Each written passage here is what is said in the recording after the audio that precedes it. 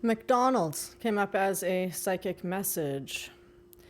And this is wicking, which I'm binding, to represent your intellectual crutches of standardization, or those around you who bound you with their intellectual crutches of standardization, meaning all women this, all men this, all spiritual people this, all Christian people that. They're called intellectual crutches. Why do I always film when it's low battery? I don't know. But anyway, it's called an intellectual crutch because it cripples you. It cripples your consciousness. So let it burn with the light of awareness. It's that simple. Light it up. Enlighten your mind. Nobody's the same. I had a 98% overall average at a semi-private high school, and let me tell you, my brain, the only thing I learned in school, the only thing they taught me, the only thing I remember from all that studying, I didn't even study as much as the ones that were whipped if they didn't study. I just learned that my mind does not work like other people's minds. And when it comes to that kind of lens, I'm smarter than everybody else. I learned that. The whole school knows that. It was shown. But that doesn't give me any advantage.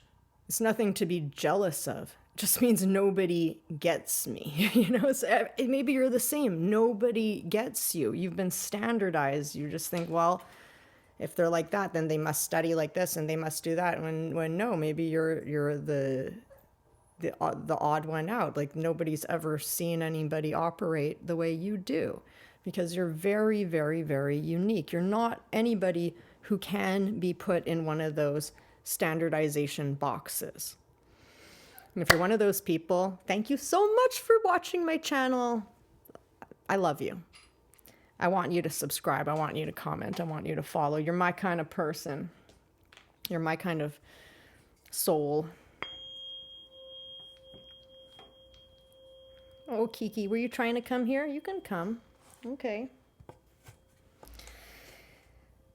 We're going to talk about you, hot villain. Man or woman, you're a hot villain right now. You're in your villain era. Spirit's been showing me you're like Beth Dutton in Yellowstone. Now, I have not seen that show, but I want to see that show now after seeing a bunch of shorts of Beth. Because I like watching for the characters. And Beth Dutton is a stellar character. She must be an Aquarius. She's super stoic. She says it like how it is. She doesn't care about the people-pleasing BS. She tells you the truth of how it is. Other people think she's a bitch, but she really isn't. She's not a narcissist like that. She's just been through enough shit to not give a damn. I can totally relate. I don't know about you. I think you can totally relate too. Yeah, I have that feeling. Yep, Spirit's telling me you can totally relate too to Beth. And maybe you thought before in your life that you never could. And now you know you can. And you know you should. Or maybe you look at Beth Dutton and you're like, I used to be like that when I was younger. I gotta find my power, find my backbone. There's a scene where she has a meeting with a bunch of guys from her company, I guess, and they think they're stealing the company back from her.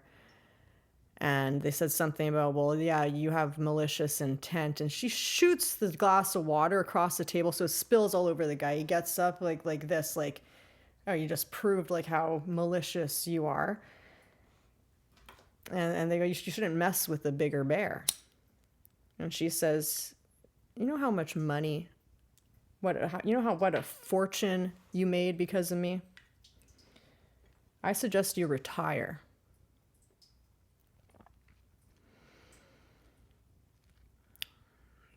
Because you should read the fine print. Nobody read the fine print. Beth Dutton is the bigger bear. You are the bigger bear. And maybe something like that happened. There's water dripping on the handle. So it distracted me before. It didn't make a sound before, now it's making a sound. So you might have a handler or someone in your life who operates as your handler. And it's time to hear that, to hear the water dripping on that handle. The force of water will break rock apart. Chip, chip, chip, chip, chip, one drop at a time. You can kill someone with water. So it's time for the handle to come off. Whoever's been handling you. You've been acting like a mug and they're the handle and they're just drinking you and they're telling you where to go. No more. No more. You're the big bear. And if anybody goes on to you about anything in malicious intent, the small print there is self-defense. You have every right to defend yourself. When they get in you, under your skin, it's a home invasion. You got to defend yourself. I saw Spirit showed me another drop. We got dropped in, walking on the street, a golden fork. A fork can nourish you. A fork can be used to attract, like an antenna. Attract the gold with your golden fork. Could be a fork in the road that you're approaching. I also saw two kingdoms are coming together, two worlds. This is talking about relationship again, like the royal match. It's two like universes that are going to collide together. And something about a spike pin, kind of like from a grenade, but not a grenade. It's just the pin from like a curse. The pin has been destroyed. Maybe this is a spike from Omicron. The curse has been removed. So that once that spike pin is taken out, it's like maybe that you couldn't roll before, you couldn't move because you had like a pin in your side. Once that pin is out, your record can turn again. You can play your music. You can get your harmonic codes. Awesome. There's something about unappreciated art that came in. Like a plaid pattern that's ugly and this other fugly, scribbly thing where you're like, I can do that. And usually I'm not the type of person to look at art and go, I could do that. I know a lot of artists do say that, and it kind of gives me a bad feeling inside. Like, even though you're an artist, why are you putting this other artist down? Kind of thing. I usually hate that. But this was like an entire window full of bad art.